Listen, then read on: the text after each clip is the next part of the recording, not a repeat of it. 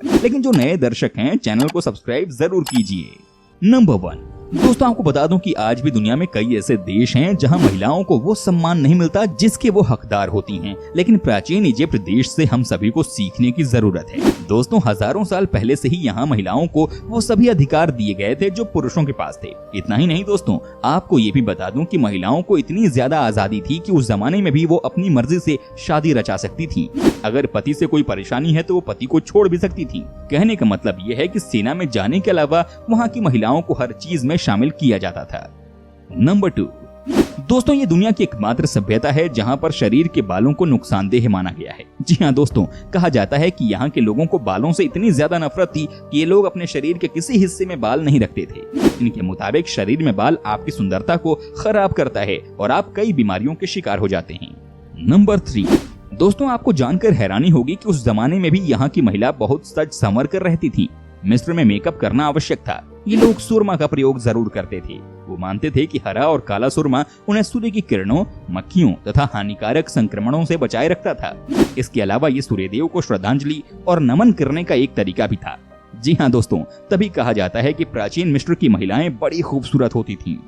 Number 4, दोस्तों कई ऐसी चीजें भी थीं उस सभ्यता में जिसे सुनने के बाद आप परेशान हो सकते हैं। दोस्तों यहाँ का एक कल्चर बहुत अजीब था, जिसके अनुसार जब राजा की मौत होती थी उसी समय उनके साथ उनके नौकरों को भी दफना दिया जाता था। जी हाँ दोस्तों, पहले नौकर के सिर पर मारा जाता था ताकि वो बेहोश हो जाए और उसके बाद इन्हें राजा के साथ ही दफन कर दिया जाता था।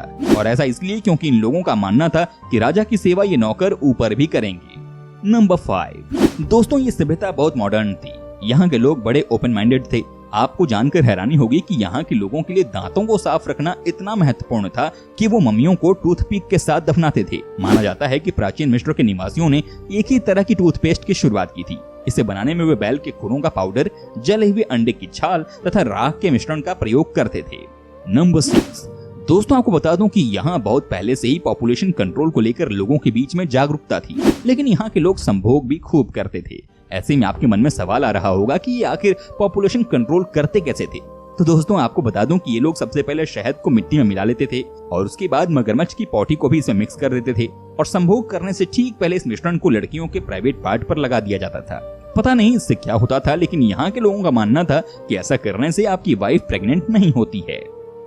नंबर 7, प्राचीन मिस्र के समाज में हस्तमैथुन करना काफी अहम माना जाता था। इसी वजह से कुछ खास मौकों पर मिस्र के शासक फराओ नील नदी में हस्तमैथुन किया करते थे। ऐसी मान्यता थी कि इससे नील नदी में पानी का प्रवाह बना रहेगा। जी हाँ दोस्तों, यहाँ के राजा हर साल नदी में पानी को बचाए रखने के लिए हस्तमैथुन किया करते थे। नंबर 8, प्राचीन मिस्र में जानवरों के साथ संबंध बनाने की गतिविधियां होने के भी पुख्ता सबूत मिलते हैं। वैसे तो जानवरों के साथ संबंध बनाना गैर कानूनी था, लेकिन कुछ लोग ऐसा करते थे। क्या आप यकीन कर सकते हैं कि कुछ लोग मगरमच्छ से भी संबंध बनाते थे? जानवरों से संबंध बनाने को लेकर क्लियोपात्रा की कहानी काफी प्रसिद्ध थी। उसके बारे में कहा जाता है कि उसके पास मधुमक्खियों से भरा एक संदूक होता था। वो यौन संतुष्टि के लिए जननांगों पर वाइब्रेटर की तरह मधुमक्खियों का इस्तेमाल करती थी। दोस्तों ये सब सुनने के बाद लगता है कि ये सभ्यता वाकई में अलग थी। नंबर 9, दोस्तों आपको बता दूं कि बेबीलोन की सभ्यता की तरह ही प्राचीन मिस्र में भी देह व्यापार को पवित्र माना जाता था। ऐसा माना जाता था कि ये भगवान के लिए किया जाने वाला सम्मानजनक काम है। वेश्याओं को प्राचीन मिस्र के समाज में काफी ऊंचा दर्जा मिलता था, लेकिन आज कहानी बदल चुकी है। नंबर 10, दोस्तों आपको बता दें कि अगर प्राचीन मिस्र में कोई बौना पैदा होता था तो उसको बहुत खुशकिस्मत माना जाता था, क्योंकि उसका बौनापन उसको आसानी से नौकरी दिला देता था। नौकरी भी ऐसी वैसे नहीं, बल्कि सोने के कारखाने में। दोस्तों यहाँ के लोगों का मानना था कि विचित्र शक्ल वाले लोग जल्दी से पहचान में आ जाते थे, इसीलिए उनको पकड़ना आसान होता था।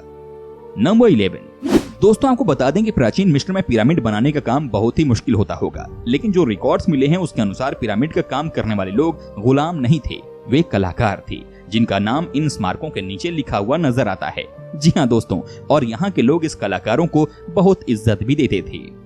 नंबर 12, दोस्तों ये बात तो सबको ही पता होगी कि मम्मी बनाने के लिए मुर्दे को पट्टी बांधने से पहले उसके अंदरूनी अंग निकाल लिए जाते थे। मुर्दे का दिमाग उसकी नाक से निकाला जाता था। उसके बाद इन अंगों को एक उपकरण में रखा जाता था, लेकिन दोस्तों दिल को नहीं निकाला जाता था, क्योंकि ये लोग दिल को आत्मा का प्रतीक मानते थे।